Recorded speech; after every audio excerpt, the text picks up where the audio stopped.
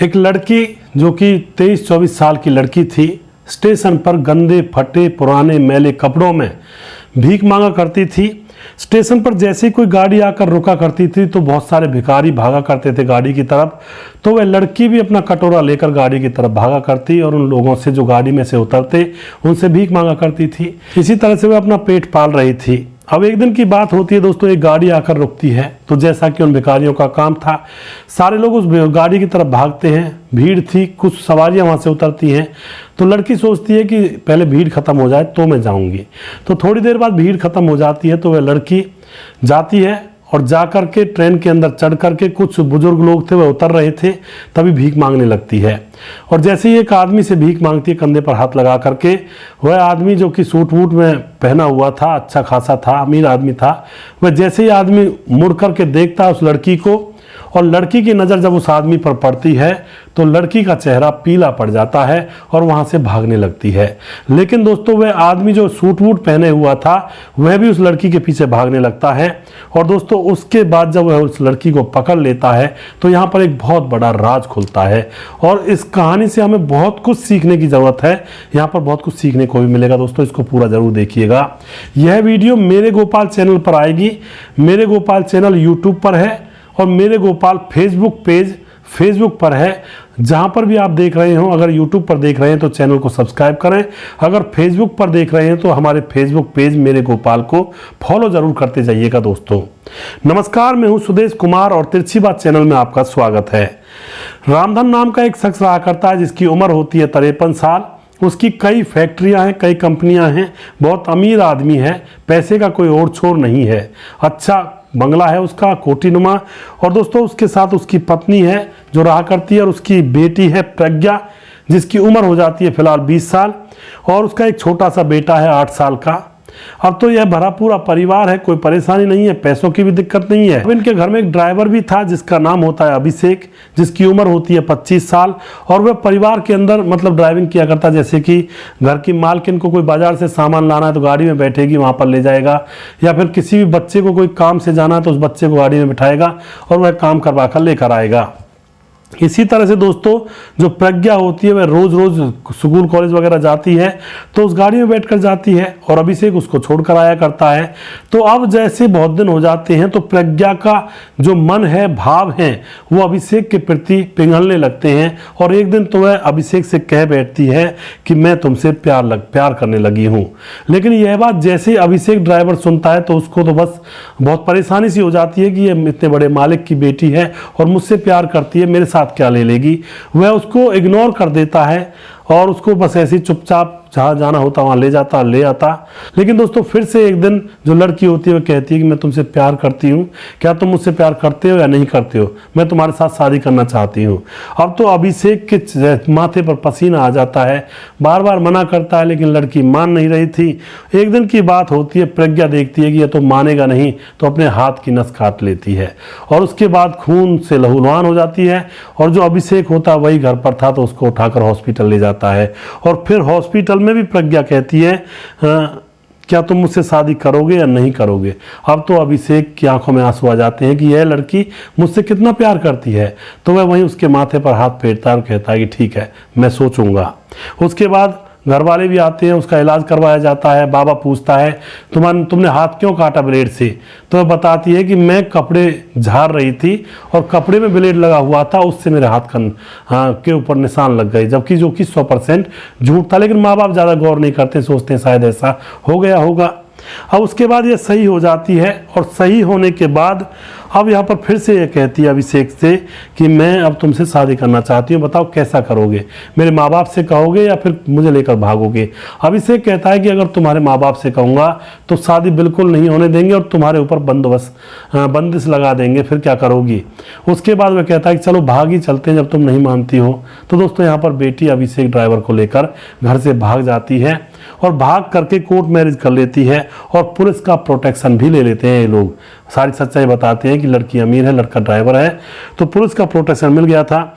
इधर जो पिता होता है उसको लगता है कि अब तो बड़ी बदनामी होगी, लेकिन पिता सोचता है कि इस बात को अभी किसी को बताऊं ना, देखते हैं क्या होता है। तो पिता 2-3 दिन तक लगातार अपनी बेटी को गुप्त सूत्रों से ढूंढता रहता है। अड़ोसी पड़ोसी को किसी को कुछ पता नहीं था, क्योंकि मान मर्यादा रखने के चक्कर में बाप ने कुछ किसी को बताया ही नहीं था। 2 दिन में पिता अपनी बेटी का पता निकाल लेता है, और बेटी का पता जैसे निकाल लेता है तो वहां पर जाकर बेटी से कहता है कि तुझे शर्म नहीं आई, तो ड्राइवर के साथ भागी है। लेकिन दोस्तों लड़की के साथ पुलिस प्रोटेक्शन था, तो पिता कुछ कर नहीं सकता था। और पिता ने सोचा अगर मैं ज़्यादा कुछ यहाँ पर हाथ पांव मारूंगा तो मेरी बदनामी भी हो जाएगी, सबको पता लग जाएगा। तो पिता कह देता अपनी बेटी से कि तू आज से हमारे लिए मर चुकी है और हमारे घर आ मत जाना, और चुपचाप अपने घर आ जाता है। उसके बाद दोस्तों यहाँ पर जो होता है, अब 3 साल गुजर जाते हैं।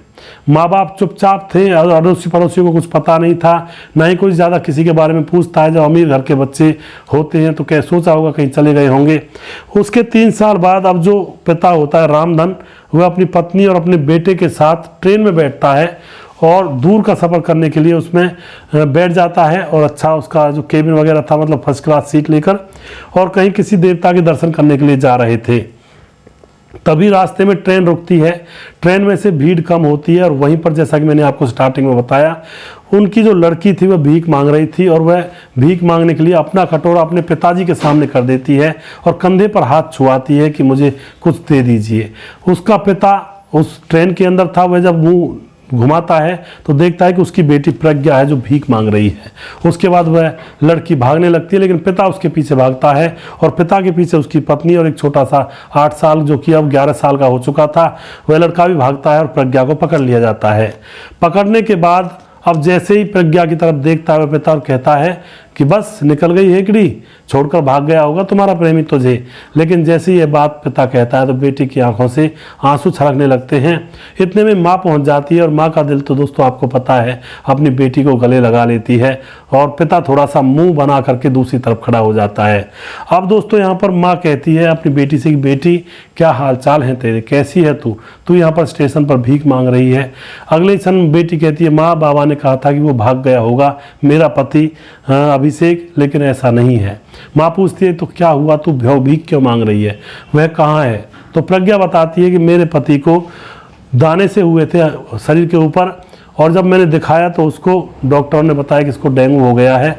खूब इलाज भी करवाया, लेकिन वह उसकी जान नहीं बच पाई, उसकी मौत हो गई। जब मेरे पति की मौत हो जाती है तो बस कई दिनों तक खाना पीना बंद हो जाता है, और मैं सोचती हूँ कि अब तो मैं माँ बाप के पास भी नहीं जा सकती, कैसा मुंह लेकर जाऊंगी। और वह वहीं पर रहती है, और उसके पति के घर में जो भी सामान था कुछ दिनों तक तो वह चलता है, राशन पानी, फिर घर का राशन पानी भी खत्म हो जाता है। तो अब लड़की अपनी जान देने के लिए रेलवे स्टेशन पर पहुंच जाती है और देखती है कि किस तरह से अपनी जान देनी है। लेकिन दोस्तों वहां पर खड़ी खड़ी वह ट्रेनों को तो देख रही थी, साथ में वहां पर कुछ औरतें थी जो भीख मांग करके पैसा कमाती और अपने पेट को भर रही थी। तो लड़की ने सोचा मरने से तो कोई फायदा नहीं है, ऐसा कर लेती हूँ जैसे औरतें करती हैं। तो उन औरतों से जाकर बात करती है और कहती है कि मुझे भी अपने साथ मिला लो। तो वह औरतें उसको अपने साथ मिला लेती हैं और एक कटोरा दे देती हैं। और उसके बाद यह लड़की आने जाने वाली रेल के पास भागकर दौड़ कर जाती है और उन लोगों से भीख मांग करके अपना गुजर बसर कर रही होती है। यह बात सुनने के बाद दोस्तों उसकी माँ की आंखों से आंसू निकलने लगते हैं। इधर जो बाप होता है वह फिर से कहता है दोबारा आकर के उनके पास, भाग गया होगा वो कमीना छोड़ करके। लेकिन दोस्तों अब जो माँ होती है वह अपने पति को साइड में ले जाती है, पिता को, और वहां जा करके उसे समझाती, देख बेटी की जो चॉइस थी वो ईमानदारी से थी, सच्चा जीवन साथी चुना था, लेकिन इसमें तो इसकी कोई गलती नहीं है, भगवान ने इसका जीवन साथी इससे छीन लिया, उसकी मौत हो चुकी है, डेंगू हुआ था उसको। बेटी को घर ले चलते हैं, आस पड़ोस में तो किसी को पता है ही नहीं कि हमारी बेटी कहाँ है, अब इसको माफ़ भी कर दो। दोस्तों पत्नी के कहने पर जो पिता होता है वह उसको माफ़ कर देता है और उसके बाद अपनी बेटी को एक बड़े शॉपिंग मॉल में ले जाता है और वहाँ से महंगे महंगे कपड़े पहनाकर नहला धुलाकर अपनी बेटी को अपने साथ घर ले आते हैं। घर लाने के बाद अब जब बेटी घर पर आ जाती है तो अड़ोसी पड़ोसी पूछ बैठते हैं कि बेटी कहाँ थी अब तक। तो पिता कहता है कि हमने इसको पढ़ने के लिए विदेश भेजा था, अब इसकी पढ़ाई खत्म हो गई है तो यहाँ पर आ गई है, अब इसकी हम शादी करवा देंगे। और उसके बाद दोस्तों वह पिता अपनी बेटी के लिए लड़का ढूंढता है और उसकी धूमधाम से शादी करवाता है और कहता है कि आज के बाद हमारे घर तो तू ठीक है आ जाना, लेकिन इतना ज़्यादा मत आना कि अपना घर तबाह कर बैठे। अपने पति के साथ रहना, उसी को अपना घर समझना, बाकी पीछे पीछे हम भी खड़े हैं, लेकिन ज़्यादा लगाव अपने पति के घर से रखना। माँ बाप के घर से कोई पूर्ति नहीं पड़ती है। यह शिक्षा वह पिता अपनी बेटी को देता है और उसको अपने घर से विदा कर देता है। बेटी का घर बस जाता है जो कि भीख मांग रही थी और माँ बाप ने उसको माफ़ कर दिया होता है। तो इस तरह की घटनाएं भी देश और दुनिया समाज के अंदर देखने को मिलती हैं। मैं उन बच्चों से कहना चाहता हूँ, जल्दबाजी में कोई ऐसा फैसला ना लें जो किसी को लेकर भाग जाते हैं और फिर उनकी ज़िंदगी जहन्नुम के बराबर बन जाती है और फिर जीवन भर उनको तरसने को ही मिलता है, कोई ऑप्शन होता ही नहीं है। तो माँ बाप की सहमति में अगर कोई काम करोगे तो जीत में पड़ोगे, अपनी सहमति तक करोगे या फिर माँ बाप को धोखा देकर घर से भागोगे तो जिंदगी भर ठोकरें खाओगे। उन बच्चों से मैं ये बात कहना चाहता हूँ, तो थोड़ी सी अच्छी सीख यहाँ से लेनी है आपको और अच्छी तरह से अपने जीवन को गुजारना है। दोस्तों यह वीडियो मेरे गोपाल पर आएगा। मेरे गोपाल यूट्यूब चैनल भी है, अगर उस पर आप देख रहे हैं तो इसको सब्सक्राइब करें। अगर मेरे गोपाल फेसबुक पेज पर इस वीडियो को देख रहे हैं तो मेरे गोपाल फेसबुक पेज को फॉलो जरूर करते जाएं। यहाँ पर ऐसी ही घटनाएं के जो वीडियो होते हैं मैं लेकर आता हूँ, और पेज को फॉलो करें और अगर चैनल पर देख रहे हैं तो उसको सब्सक्राइब करें यूट्यूब पर। अगला वीडियो बहुत जल्दी फिर से लेकर आऊंगा मेरे गोपाल चैनल पर। तब तक आप खुश रहें, सावधान रहें। जय हिंद, जय भारत।